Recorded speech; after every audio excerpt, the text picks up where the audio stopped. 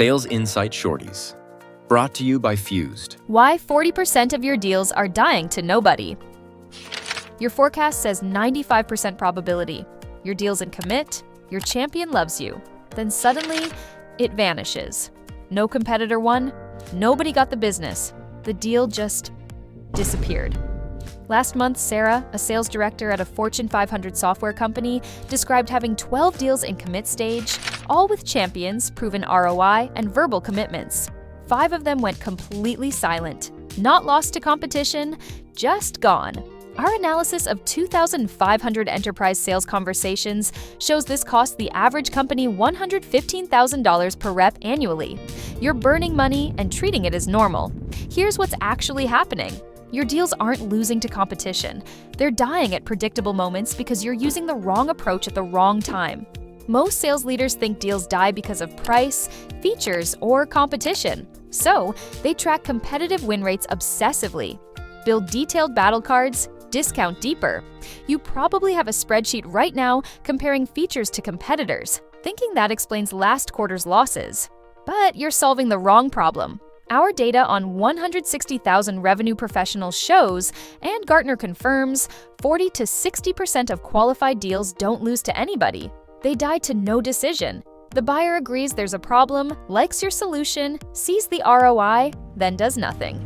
Imagine test driving a Ferrari, loving it, having the money, then walking away to keep taking the bus. Not because they found something better, because changing feels harder than staying the same. Gartner reports 77% of B2B buyers describe purchasing as extremely complex. When humans face complexity, they default to the easiest choice, doing nothing.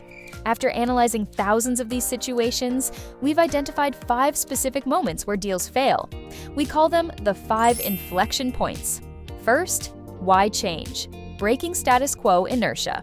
Second, why now? Creating genuine urgency. Third, why you? Differentiating when 58% of buyers see no difference.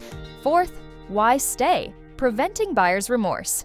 Fifth, why grow? Capturing expansion revenue. Microsoft's enterprise team mapped their stalled deals to these 5 points.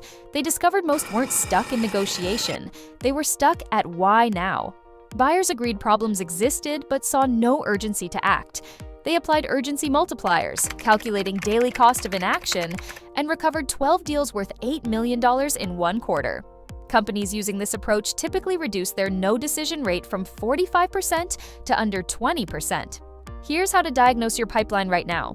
First, open your CRM and filter for deals stuck over 30 days. Count those with positive meetings, but no concrete next steps. That's your inflection point failure rate, likely 35 to 45% of your pipeline. Second, take your 3 biggest stuck deals and ask, has the buyer admitted their current state is broken? Have they committed to a timeline? Are they comparing you to alternatives or to doing nothing? Third, map each deal to 1 inflection point and apply the right technique for that specific moment. Jennifer at a medical device company discovered 7 of her 10 committed deals hadn't passed the first inflection point. She applied status quo decay modeling, showing compound costs of waiting, and recovered 4 deals worth $2.3 million in 6 weeks. Where do you think most of your deals are getting stuck? Diagnose 3 stuck deals using these inflection points this week. Comment below with what you discover.